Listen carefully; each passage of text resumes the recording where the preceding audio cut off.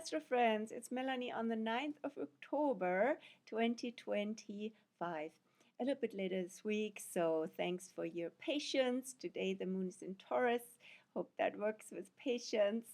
And we are coming out of the supermoon in mid Aries, mid Libra that we had on the 6th of October. And we still talk a little bit about that because we're in the integration phase. In the now slowly waning moon phase, gibbous moon has been on still pretty full in the last 2 days, and now the moon is slowly waning as she enters Gemini this evening. And we are winding down to the tipping point new moon. In other words, the new moon on the 21st of October, right on the edge of Libra, when Libra morphs into Scorpio on the 22nd of October. So we are now moving into that phase. But let's start, since there's not too much going on this week astro-wise, let's start with a review and integration of that supermoon. Yes, it was the first of 4 supermoons, the first of 3 supermoons in autumn. So October 6th, November 5th, and December 4th, all 3 framed by the new moons of the partial solar eclipse, the 21st of September, and the end of Sagittarius new moon that we'll have on the 19th of December. So these 2 new moons that surround the autumn season, they also frame the 3 supermoons. And there will be another supermoon on the 3rd or is it 2nd of January. Let me just double check. It's the 3rd. So the sequence is literally October 6th, November 5th, December 4th, January 3rd. So we're counting down with dates. Easy to remember. And yeah, this has been quite the supermoons, quite an unexpectedly intense one for various reasons. Let's go through that a bit and see how the astrological reference can help you. And so let's look at the supermoon chart again. Yes, she was also the harvest moon. Some people ask me, harvest moon? Yes, harvest moon because the closest full moon to the fall equinox, barely closer, this one on October 6th, than the September 5th. We get me all my dates, right? September 7th, September 7th, yeah, because we're counting down, right? September 7th, October 6th, so here we go. September 7th, we had the previous full moon, which was a total lunar eclipse. And that one was slightly further away from the fall equinox than the October 6th harvest supermoon. And so that's why this one is declared the harvest moon. And so, yeah, we also see, I hope you saw the harvest moon also rise, especially the day before and preparing and gearing up to it. And beautiful sunset, moonrise almost at the same time because we're close to the fall equinox. And that, of course, creates a magical light of moon and sun up at the same time. And yeah, so what's the energy of the harvest supermoon, especially now in retrospect also, what has played out thus far? Of course, the full moon energy will still radiate and we're still processing her themes and gifts and challenges, opportunities, all of that in the next while, dependent on how she activated you. So I'm getting into that in a second, but here is the chart again. So we have here again the central Aries moon, full moon, and the central Libra sun. The moon is now in Taurus, of course, going into Gemini tonight, as I said, but for the full moon and still in radiating out of that, here is that full moon. And she was quite sandwiched almost exactly between Saturn, end of Pisces, Neptune, early Aries, right on this spring equinox emergence point, and then Chiron, end of Aries. And she was approaching Chiron. So even on October 7th, the also what an anniversary, right? The full moon, the slightly post full moon, moved over or past Chiron. So there's been quite a moon Chiron connection. Chiron in Aries since 2019 and still until 2026. 2026 will be the first year when Chiron tries on Taurus, and then Chiron will fully enter Taurus 2027. So what's with that Chiron Aries energy now and also in the last years as it's been already in Aries? So Aries has to do with, it's a warrior energy. It's where everything starts, where things can get quite agitated, in fact, right? And even that point from Pisces to Aries, I call that emergence point where new life emerges at spring equinox, but it can be also an emergency energy, right? So things seem to be really urgent and to deal with. And Aries is ruled by Mars, so we get back to that as well with the Mars energy currently. The dispositor of the full moon, the planet that rules the sign of the full moon. So Mars in Scorpio, right? So we're getting into that. But that Aries energy where Chiron has been since 2019 is also has really alerted us, has agitated people because so much is we're bombarded with a lot of things, and that literally there's bombardment going on in wars, right?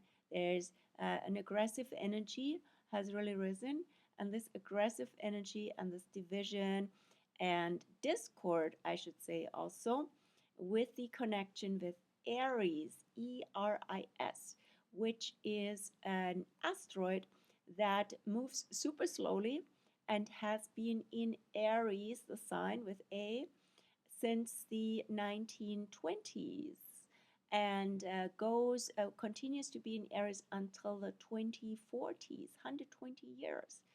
And that is super long, right? It's longer than Pluto. So we are, Aries is the archetype, the mythological archetype of discord. I've written about Aries in various articles, also in the one for the full moon, so I refer you to that. Just simply put, she is the one who seeds discord because she is not invited, because she's not at the table. And so that is very symbolic nowadays, of course, right?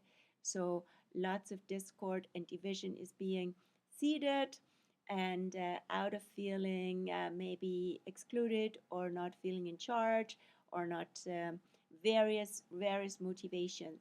In any case, so much discord.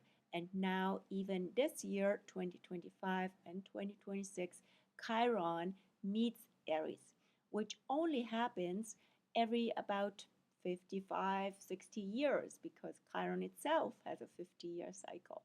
So we're having a Chiron Aries theme actually activated by the full moon, by that supermoon. And so, of course, a lot came out around that supermoon with themes like the flotilla, um, accessing Gaza but being captured, and various fallouts of that, more agitation in the world, more protests, of course, right? And other upset also. And so a lot of themes that have really upset, I should say, peace, harmony, and balance, which is the Libra side, like even culture, right? So a friend of mine from the United States whom I talked to 2 days ago, he said, wow, this is like ongoing culture wars. Culture wars is literally a low vibrational expression of Libra Aries, right? Aries rules wars, Libra rules culture. And so it's a culture of wars, and there's wars between cultures going on. So all of this needs healing, of course. This is the Chiron theme, right? And the healing doesn't just come from a patch from the outside, it comes from a process. It comes from finding actually the medicine. The medicine of healing can have to do with, from the Aries side, with what's the origin of it all. Aries is about origin and where everything began. And of course, that has to do with the actual conflict. What's the origin of the conflict, but also um, origin in terms of, for example, people, aboriginal people. And people who were first here need to be acknowledged. And cultures have superimposed themselves. It's called colonialism. And that plays out currently, right? Gaza, a pretty brutal example. And so we need healing from this. And the ones who have been here first have to be honored. And there has to be justice and fairness and right relationship. All of this is Libra. And what's been also playing out with that full moon is that square, that the or T square rather, that the full moon moved into with Jupiter, end of Cancer. Cancer is about care, is about gentleness, is about a welcoming energy, it's about family, it's about belonging. So, belonging is a key theme here. And feelings, lots of, you can also like simply quantitatively, so to say, there's lots of feelings, a very emotionalized situation and atmosphere at this point with Jupiter in Cancer. And of course, keeping an eye on the Cancer countries, United States and Canada. Interestingly, that another meeting has happened around this full moon time as well regarding,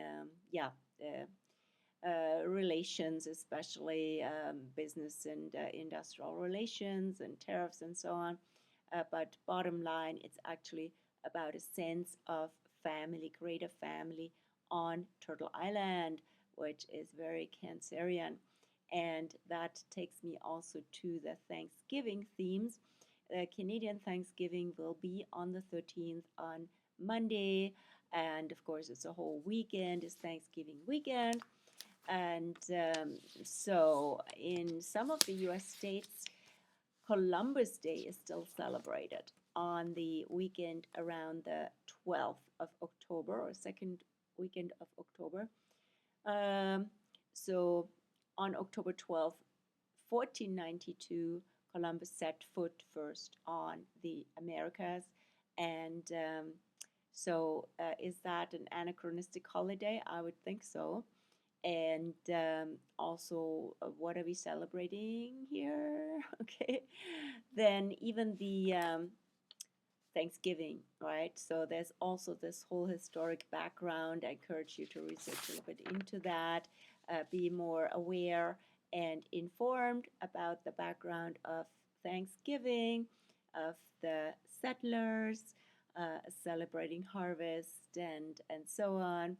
And of course, the spirit of giving thanks for the harvest season is beautiful, and that's not political, and that is very inclusive and all of this, right? So I'm not poo-pooing that at all. I just want to make a little bit more historic awareness and contributing to the evolution where humanity is going and needs to go, right? So speaking of evolution, that is, of course, a Pluto theme. Pluto is now on the cusp of Aquarius, in very early Aquarius, and will go out of retrograde direct again on October 13th, next Monday, on Thanksgiving, right? And so Pluto goes forward, typically these years, goes retrograde, typically these years in May, and direct again in October. So 7 months and 5 months, 5 months retro, 7 months direct. So when the planet, especially a slow moving planet, changes directions like Pluto does on October 13th, that is definitely a significant turnaround energy and atmosphere affecting the month of October, since it's right in the middle. I would say especially the first 2/3 of October, Libra season, because typically after the event has happened, be it a turnaround or be it a full moon, the energy integrates faster and then it builds up, right? And so, except we have this Pluto turnaround to direct, which could be, yeah, definitely the turnaround to direct can actually also be a very strong um, continued influence over over the Scorpio season, even, right? Pluto rules Scorpio, and October is also when Scorpio starts. And there are already planets in Scorpio that I'll talk about in a second. But first Pluto turnaround being also activated by this full moon, by the supermoon. And we are now having Pluto actually right on this point on the first to second degree, 1 degree, 22 minutes of Aquarius. And that is super close to the conjunction of Saturn and Jupiter at Winter Solstice 2020. Remember? So the two of them came together and could be seen as beautiful display in the. I still remember seeing them in the evening light.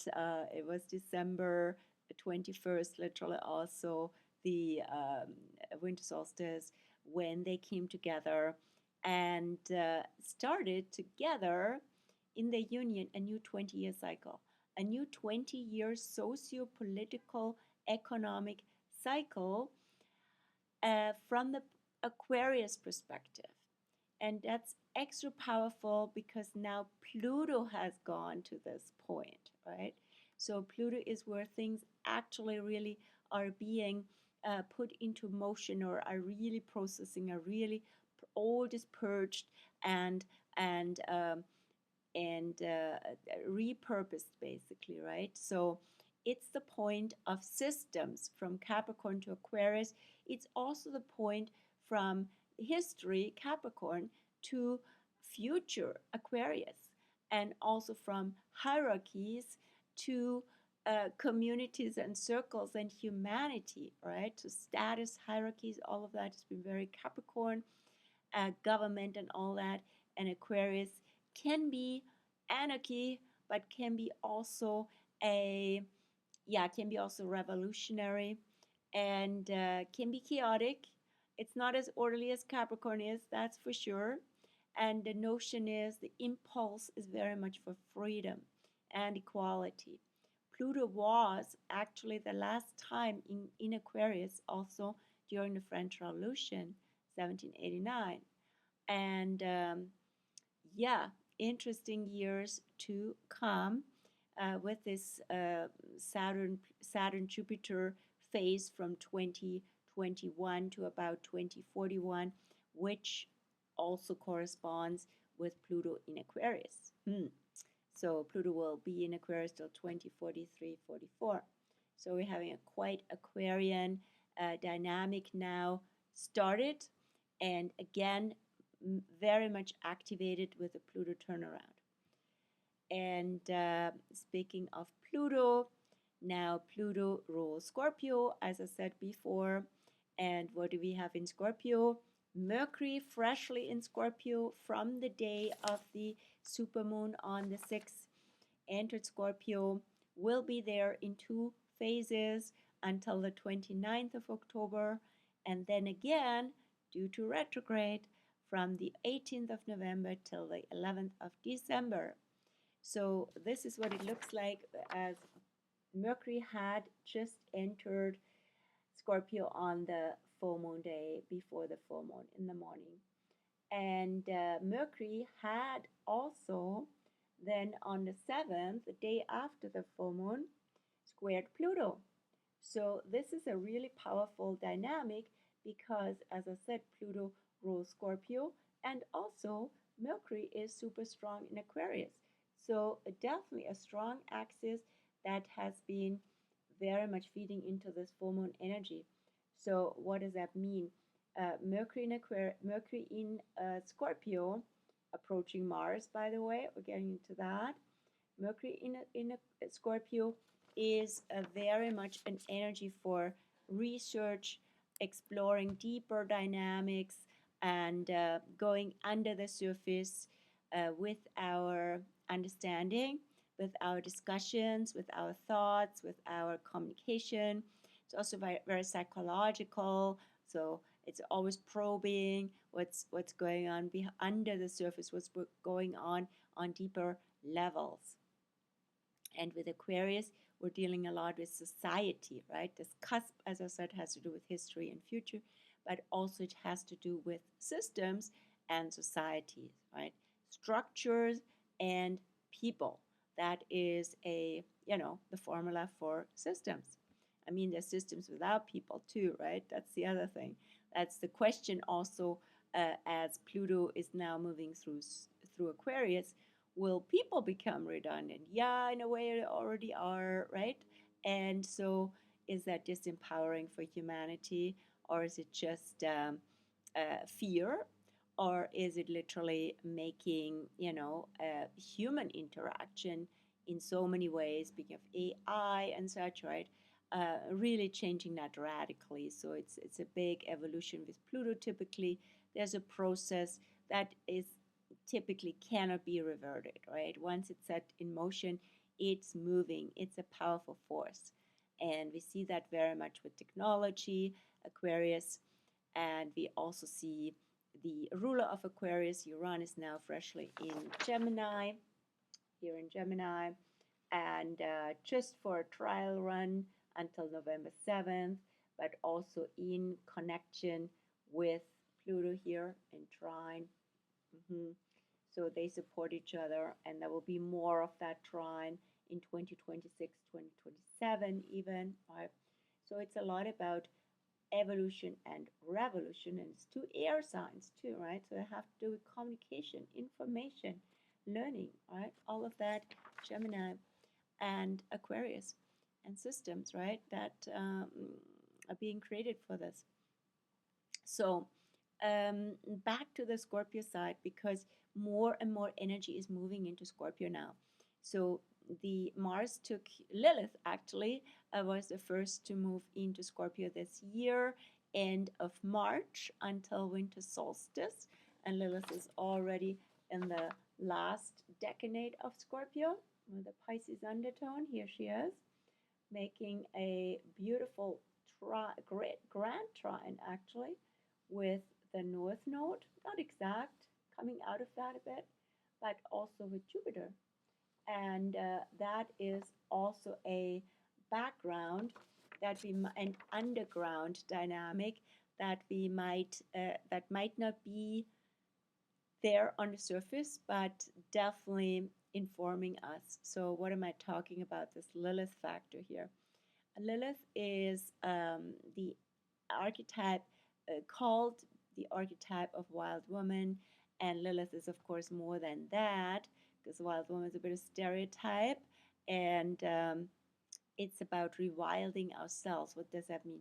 Unconditioning ourselves from all the layers that have been put onto us by society and by family again informed by society and such and such. So we are shedding these skins in the year of the snake, and so she's helping us with that, and she's also provoking and evoking this, right? And we need to go deeper to a more soul level, right? And not be afraid of the dark, not be afraid of all these taboos, also that society might not embrace or might not have an easy time with. I'm talking about death and anything that is uncomfortable, so to say, especially for the North American, US, Canadian cultures. Okay. And it's about what's usually not being seen, what's not being displayed or not supposed to. It's also taboos, right? But these things are happening. So when you're in an environment, when you by accident or by whatever takes you into a field, a friend dies, or you're going to hospital or something, you see what's going on behind the scenes. Or you're dealing with people that are usually on the fringe of society, and now you know somebody, or somebody is introducing you, and you're making a personal connection rather than just treating them like feral beings, right? Whom you're not gonna talk to, basically, or they're just wild, right? This is a bit of that take on it, right? So Lilith is cracking that down um, and also helping us to connect on a deeper, more emotionally, mentally intimate level with these sides in us that might be mirrored here, or also with who is us anyway, right? so so here we go, and Lilith making the grand trine with the North Node. The North Node in Pisces has a lot to do with connection, opening, and compassion. And so does also Jupiter, end of Cancer now, with Pisces undertone. So it's more from Cancer side, it's more the care. From the Pisces side is also the energetic connection, right? And so this, of course, has to do a lot also with what's going on in battlefields and where people die, and who are the ones who care, right, for the human family, and how do we connect, and so on. Then we have in Scorpio now, as I said, Mercury freshly, but also Mars has entered Scorpio on the 22nd of September. That was just with the fall equinox, and Mars will be in Scorpio until early November, November 4th it is. So Mercury will this week actually, not this week, next week actually, pass Mars. That will be on the 19th of October. So, I mean, next Astro week, when I say week, right? So, on Sunday the 19th, Mercury will pass Mars. And that will already make a big shift as well, because now Mars is leading, right? And so there is Mercury Mars in combination is also some really assertive or aggressive kind of communication, which can be at the same time either very strategic, very sharp, or also manipulative, right? So there's a psychology going into that. And Mars is the planet that drives desires, right? So what do I want? And how do I, from a Mercury perspective, convince somebody or convince myself? And from a Scorpio perspective, is anybody getting hurt by that? Or am I actually even self-sabotaging here? And so there's a lot of that going on. Then when Mercury passes passes Mars, the rational side, the mental rational side can lead, and the more instinctual Mars side can follow, or also the energy, right? So it's more Mercury being ahead of Mars is actually better for planning and doing things that, or conceptualizing things that we're doing. And now the drive for doing is very strong, and the mind has to catch up with that. So we have now touched on a lot of things. Mars, I said before, is also the ruler of ERIS, so it's connected to that full moon, to that supermoon. And we have also here Venus sitting with a south node in Libra. So if you have any a planet, sun and moon, ascendant and so in Virgo, this is where the south node is now and activated by Venus currently. and no other planet will go into Virgo for quite a while. The Sun is already in Libra. Mercury and Mars have moved on, and the next one would be yeah, next Virgo season, pretty much next Virgo, Mercury, Venus, and so on. And yeah, so Virgo is not super strong at this point. However, I have to modify that statement because it's the south node that really is a draw, right? So the south node now in Virgo this full year until August next year can make us by default orient and gravitate towards that Virgo energy, but often in not such a great way. What am I talking about? Because Virgo is very correct and precise and likes things to be aligned and pure and clear, right? Likes things to make sense and be reasonable. And at the same time, we're dealing with a lot of Pisces. So there's a lot of unfathomable. There's lots of things that are out of our hands, literally. Virgo rules the hands. And it might feel overwhelming. But at the same time, it's also a spiritual teaching with Saturn and Neptune on this Pisces cusp and the North Node to surrender, to allow ourselves to be helped by the universe, by the angels, and to connect rather than to be always so too much Virgo, self-sufficient. Everything is sort of I'm in that what's the word for that? Being very not autonomous is kind of an Aries energy, more like in your own integrity and not letting the world in, right? So that's very Virgo, and Virgo can then also be dwelling on problems, or creating new problems, right? Trying to look at details. Things are not perfect, so okay, what do I have to do now? A new job to deal with this or that, and that can be exhausting, and that's not the idea.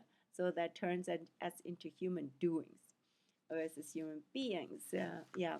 So let's go to this week, and the highlights of the week are Pluto turning direct. Already talked about that on the 13th of October. What does it mean when Pluto in Aquarius turns from retro to direct? The retro phase since May the 5th actually has been more an inward turning energy for all of us actually, because Aquarius is very oriented towards groups and humanity as such rather than individuals. So to also figure out where we can be empowered from within, right? And then from there help really create a new and co-create evolution, and not falling into another trap of a system that just takes that away from humans and from their freedom. Right? So as Pluto goes direct until next May, this is the time to implement that understanding. And this is actually the first Pluto turnaround from retro to direct this year, where it's fully in Aquarius, because last year Pluto was going once more back to Capricorn. And so here we're really on this Aquarian trajectory.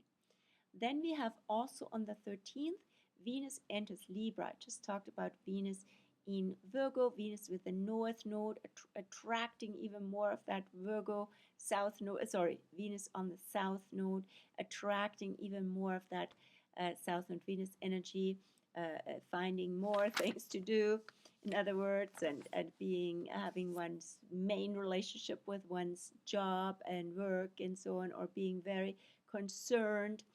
And Venus actually enters Libra, another air sign planet, on the 13th until November 6th.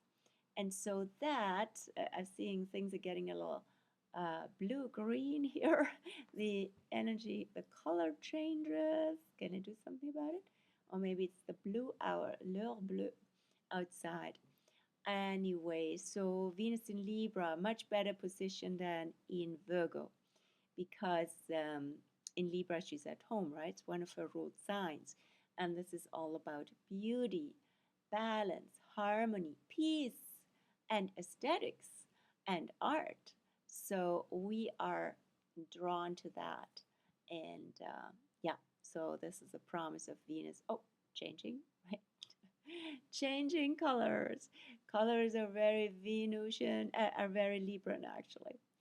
And so that's one of the highlights. Then we have also, before that, I should say, on the 11th, Venus still back in Virgo will oppose Saturn in Pisces. So that in a way brings also things to a head that, in terms of the polarity of Pisces and Virgo at the very end, and in a way, a bit of a reflection of that eclipse energy of September, where we had a lot of Pisces Virgo as well. And so Saturn in Pisces says you need to relax, you need to let go, you need to go with the flow or surrender, let go, like not create more problems and issues and all of this, right? And be hypercritical on the Virgo side. And so that's the highlights. And then we have actually when Venus is in Libra from the 13th on, she will on the 14th actually create a grand air trine.